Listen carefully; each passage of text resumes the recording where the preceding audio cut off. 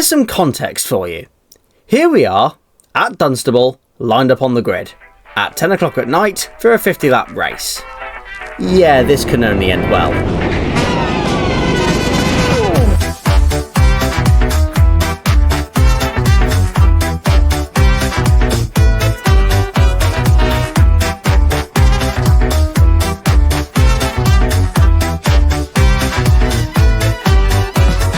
Hello and welcome to Teamsport Dunstable, my second closest team sport track, after Coventry. Now, the last time I was at Dunstable, my GoPro decided it was going to pull a fast one on me and record only the audio of my race, rather than the video as well.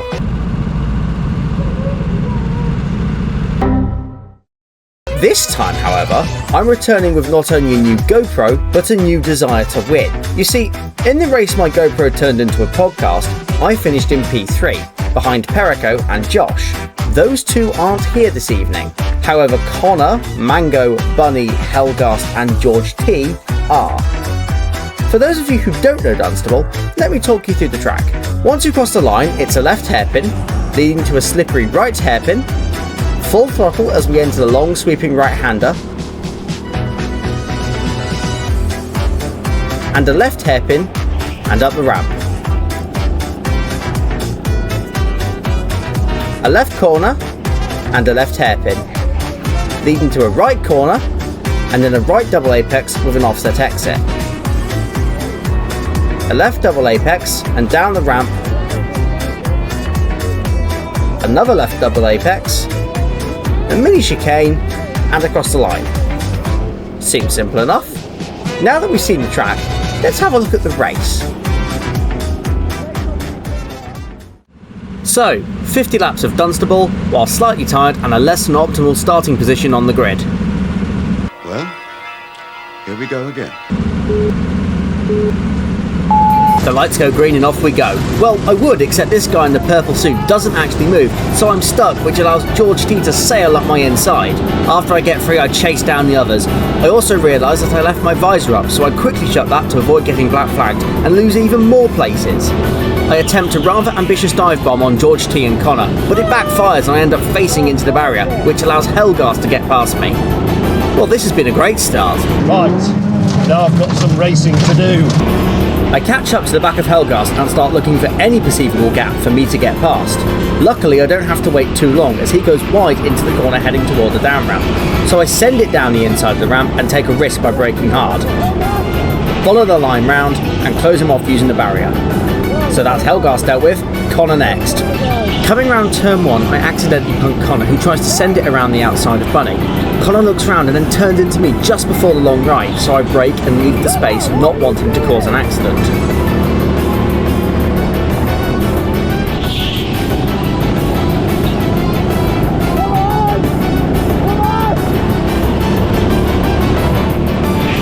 I am clinging to the back of Connor's car now, leaving just enough space not to punt him under braking.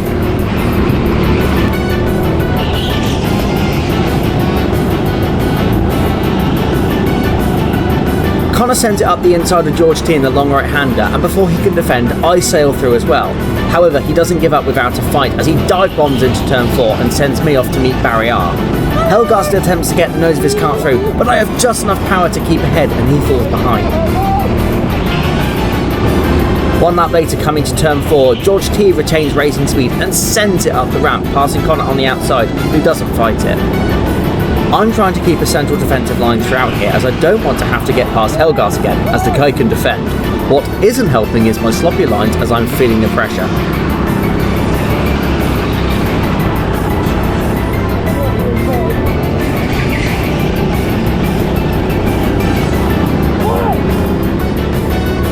Coming through turn 2, I bump the back of Connor's car a few more times than I wanted to, and I hold the inside line coming into turn 3.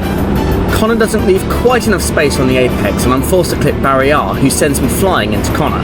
I can't quite move over and Connor absolutely sends it into turn 4 on the inside line and then takes up that central defensive line up the ramp. I wasn't expecting him to do that, so I punt his kart by accident and transfer all of my speed to him. Luckily I catch up quickly enough. Heading back up the ramp, Connor, seeing Bunny intensely battling with George T, makes the signal to work together to get past them. I fall to the inside to stop Helgas making a move and potentially taking me or Connor out. Unfortunately, I misjudged what he was going to do, and Helgas gets past me just as Connor gets past Bunny. Helgas attempts the outside, but Bunny switches back into turn 9 and I carry the speed, and we go 3 wide into the down ramp. Helgas goes wide expecting me to stay alongside, but I fall back behind Bunny as they carve a path past his back marker. Bunny overcooks just a little too much into turn 1 and loses their speed. I pull up alongside them and get the switch back on turn 2. My cry of elation is justified as Bunny is notoriously hard to get past as their defence is second to none. Now to chase down Connor, again. I look behind and I'm thrilled to see that Bunny is keeping Helgas behind them.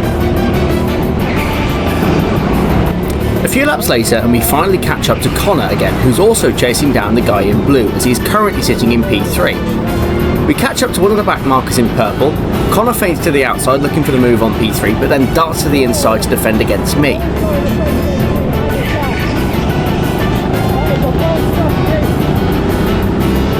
Coming into the double hairpins, however, all 3 of us sail past the back marker. My plan at the moment is simple. Allow Connor and this guy to tire themselves out battling one another, and then sail through with the energy to focus on getting away from them. Unfortunately, none of what I just said happened, and Connor finds his way through on the inside, and I sail through still battling with Connor, but this time for P3.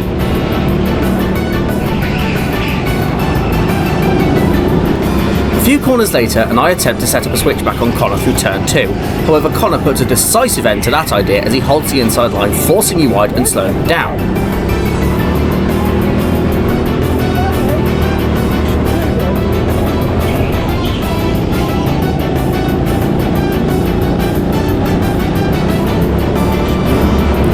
One lap later, and I attempt to set up another switchback on him through turn 2. Connor must have anticipated this and once again holds that inside line, preventing me from overtaking him. He and I both know I have the pace to get past. I'm confident I can overtake him, but the question is where? A back marker has appeared, but this time I can't go for my switchback manoeuvre on turn 2. What this does do, however, is get me closer to Connor so that I have a better chance of making a move on him stick.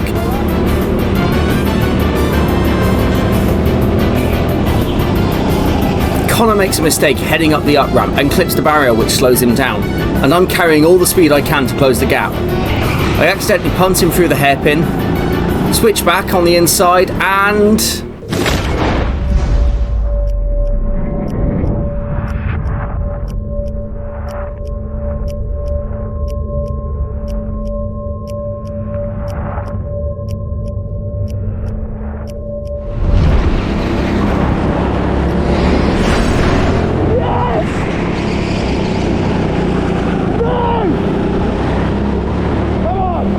I think that cry speaks for itself, but I let the pressure get to me and mess up my exit and go sailing into the barrier.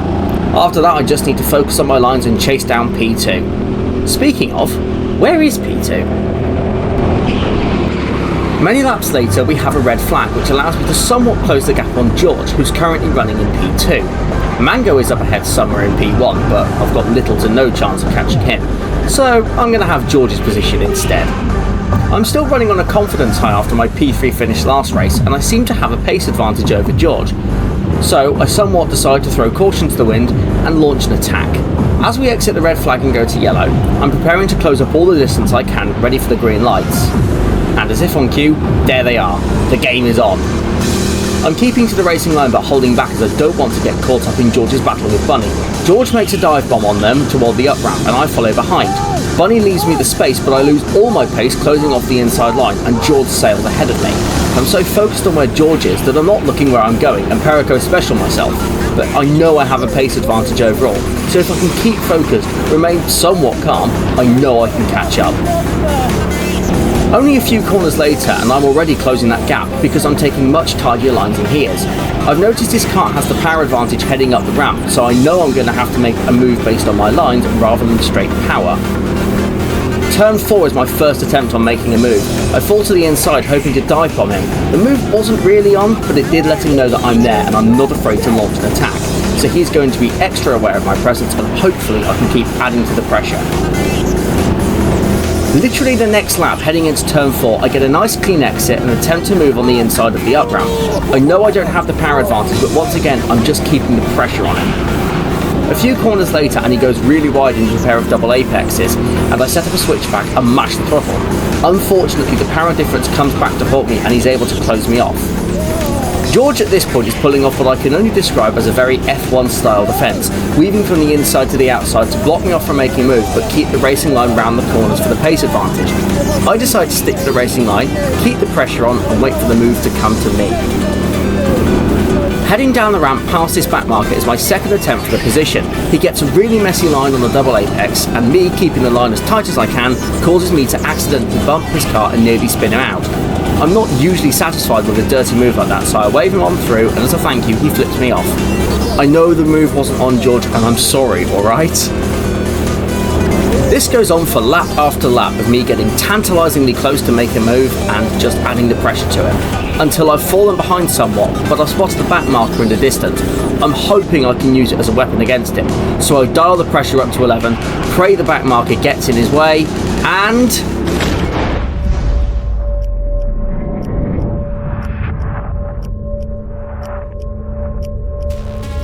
echoing the move I pulled on Connor earlier in the exact same place, I get past George, but it's not over yet. He still has that power advantage and he really isn't happy.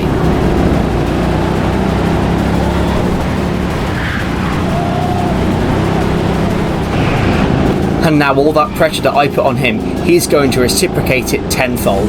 Now I've got a defensive drive of a lifetime if I want to keep P2. What I didn't know at the time is that he had an intercom with his partner who was sat on the side watching the race and was feeding him information. How many laps were left, what position he was in, etc. One thing I took away from this race is that George absolutely will not give in to losing a position, particularly a podium. George right now is not leaving me any room for any kind of mistake. I have to execute each corner with pinpoint accuracy if I want to stay ahead.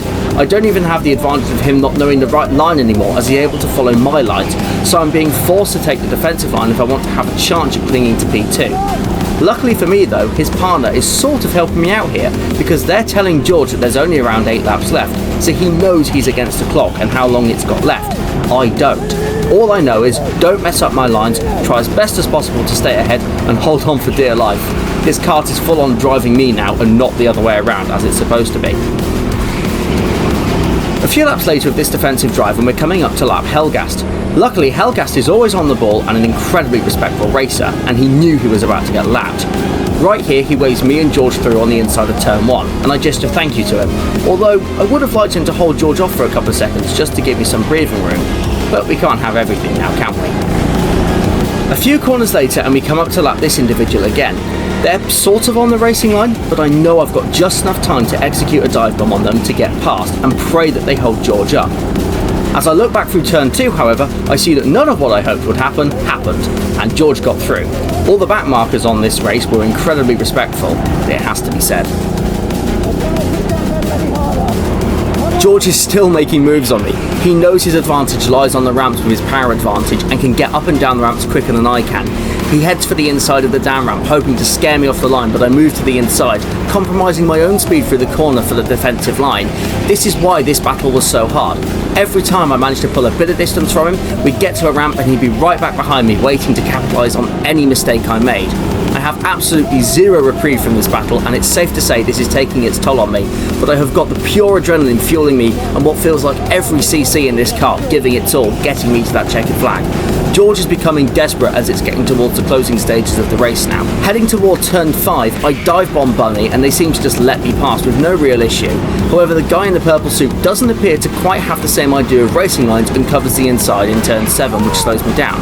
He goes wide into turn 8 and I cover the inside as best I can, and heading down the ramp I can see George is right back on my bumper right now and I can't afford one mistake. As we head into the last lap, George is very much still behind me and not giving me an inch of breathing room. I can see a back marker up ahead which I know is going to make things very interesting.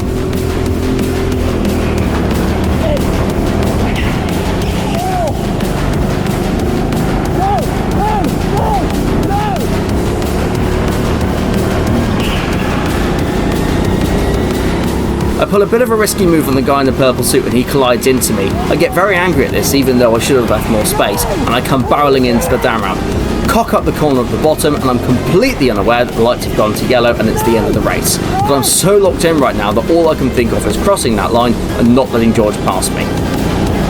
And there we go, it's the end of the race. The checker flag is waving and I think I'm in P2, but let's head to the pits and have a chat with the guy who's just given me the hardest drive in a go-kart that I've had up to this point.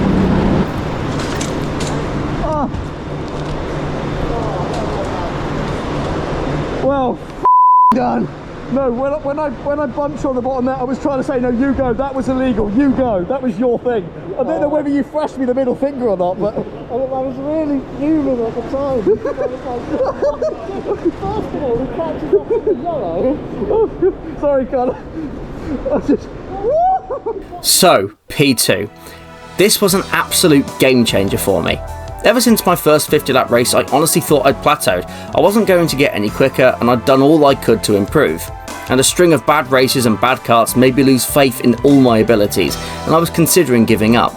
But thanks to this race and the podcasted Dunstable race, it's really boosted my confidence and made me fall in love with this ludicrous hobby all over again, and reminded me that there is always room for improvement. P1 goes to Mango, P2 myself, and P3 to George, and I have to say well done once again, and thank you for such an intense and clean battle. Sorry it's taken me the better part of 9 months to upload anything. I've been sat on this footage for ages but procrastinated making anything. I've got a huge backlog of footage to get through, including recently a High Wycombe exclusive Grand Prix, which was interesting to say the least. Until next time.